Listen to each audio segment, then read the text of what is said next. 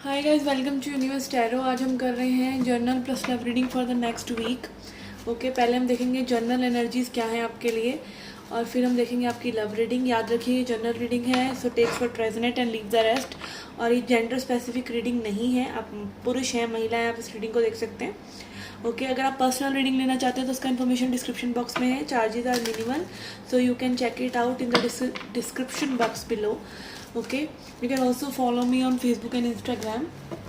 Okay, so let's get started with your reading. Hi Gemini, let's see क्या journal messages हैं for your journal life. Ace of Swords, यहाँ पर किसी चीज़ के लिए आपको बहुत ज़्यादा क्लैरिटी हो सकती है, दिमाग में एकदम क्लियर सपाट आइडिया आ सकता है. Okay, idea can be about money, idea can be about कि आपको में भी किसी चीज़ में कोई फ़ैसला लेने में दिक्कत हो रही है, बट अब आपको बहुत ज़्यादा क्लैरिटी आ सकती है. कोई न्यू बिगिनिंग हो सकती है जिसके बारे में आपको बहुत ही क्लियर आइडिया है. Okay, and it can be about money. King of pentacles, यहाँ पे कोई टॉरस वर्गो कैप्रिकॉर्न पर्सन हो सकते हैं, बहुत ही स्ट्रॉन्ग मैस्कुलिन एनर्जी, जिनसे आपको कोई हेल्प या कोई सपोर्ट या कोई डीलिंग हो सकती है. मनी वाइज ये वीक बहुत अच्छा रह सकता है. 7 ऑफ वॉन्ड्स, ओके, हो सकता है आपको थोड़ा स्ट्रगल भी करना पड़े, but it will lead to fruitful results. आपके रिजल्ट्स अच्छे रहेंगे. यहाँ पे स्ट्रगल भी है और गुड रिजल्ट्स भी हैं. एंड इट कैन ऑल्सो भी लाइक छोटी मोटी नोकझोंक किसी पर्सन से हो सकती है जो कि आपको समझ नहीं पा रहे हैं. ब्लॉकेज है जिसके पर्सन के माइंड में, या आपके, देखिए किसी पर्सन के साथ आपकी ब्लॉकेज भी तभी होती है जब आपके माइंड में उस पर्सन के लिए ब्लॉकेज होती है. फॉर एग्जाम्पल, आप बोल रहे हैं अपनी लाइफ में कि मेरे फला फला पर्सन मेरे को समझ नहीं रहा है, तो इसलिए समझ नहीं रहा है क्योंकि आपने भी अपने माइंड में वो ब्लॉकेज बना रखी है कि फला फला पर्सन मुझे नहीं समझ रहा है.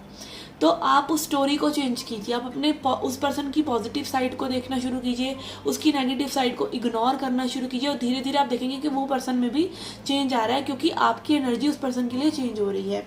ओके, एंड यहाँ पे हो सकता है किसी स्ट्रॉन्ग मैस्कुलिन एनर्जी से आपको अच्छी कोई डीलिंग्स मिल सकती हैं. Okay, let's see your love reading now.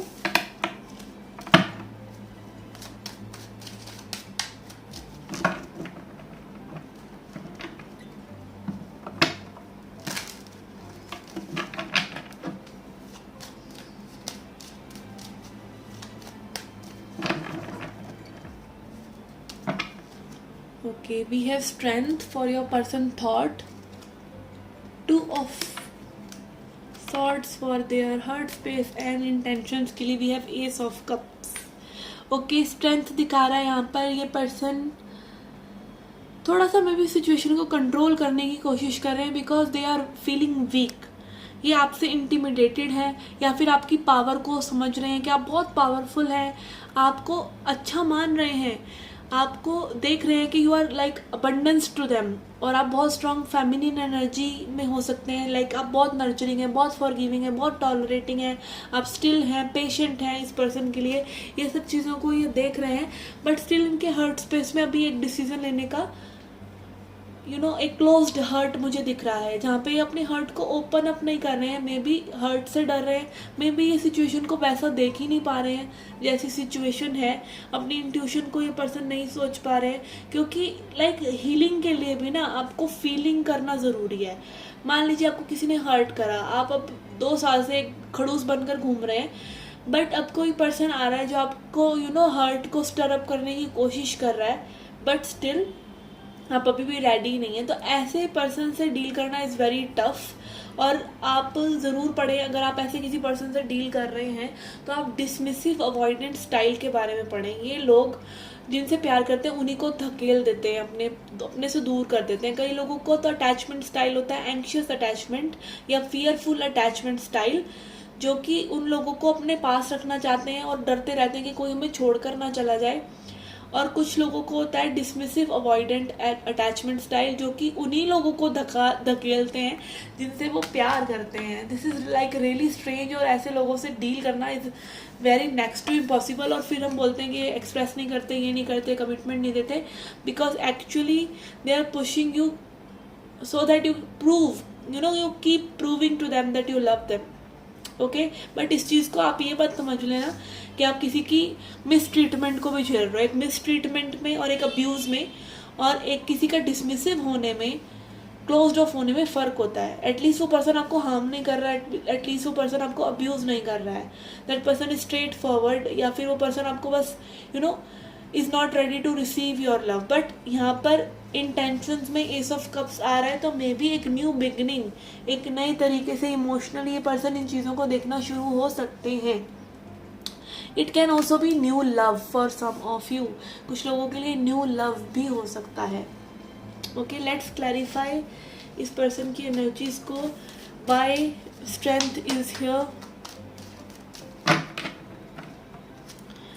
We have knight of swords. Yes, आपकी स्ट्रेंथ के बारे में, आपकी जो पर्सोना है उसके बारे में ये पर्सन लगातार सोचते हैं.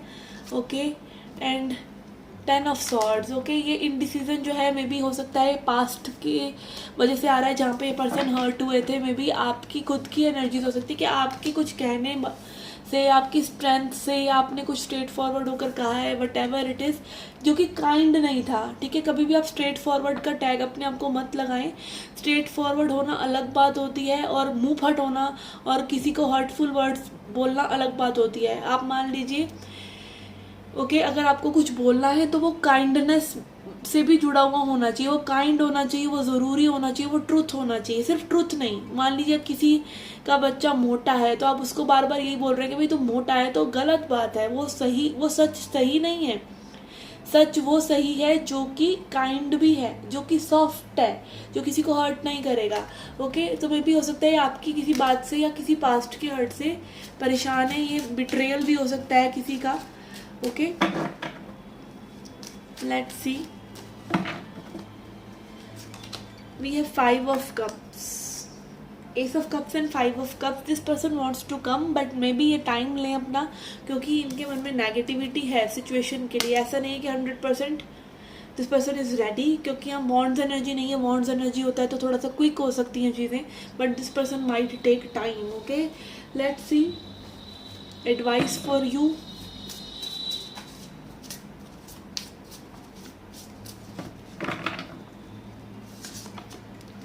Eight of wands.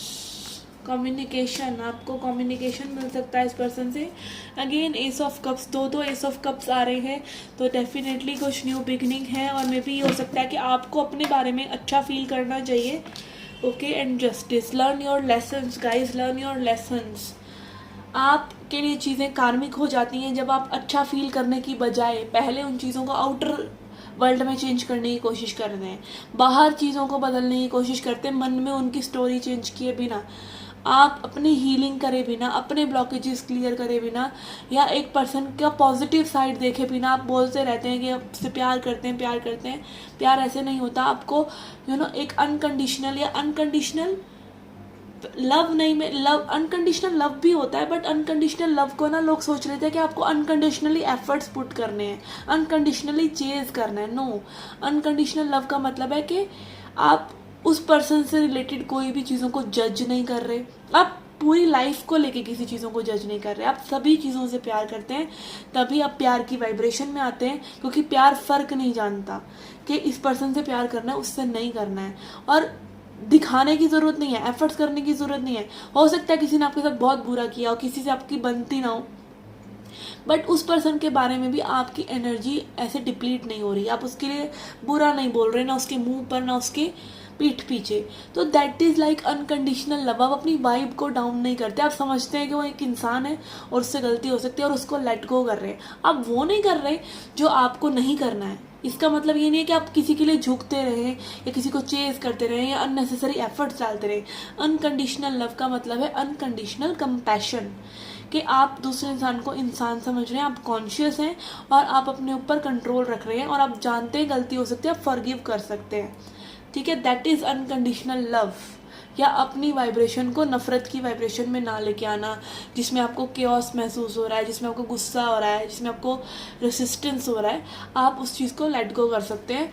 तो यहाँ पे मे बी कम्युनिकेशन और गुड एनर्जीज आपकी तरफ आ रही हैं. गुड एनर्जीज में रहना आपके लिए ज़रूरी है. And justice is also showing Karma. Karma मतलब पहले अपने अंदर उस चीज़ को सही करो, अपनी थॉट को चेंज करो, अपने इमोशंस को अच्छा करो, फिर आप किसी को अप्रोच करो. ठीक है। और जब आप ऐसा करने लग जाते हो आपकी लाइफ की सिचुएशंस बदलने लग जाती हैं। Okay, so yes, this was your reading guys. I hope you liked it, I hope you enjoyed it. Do come back for more. Till then take care, love and light.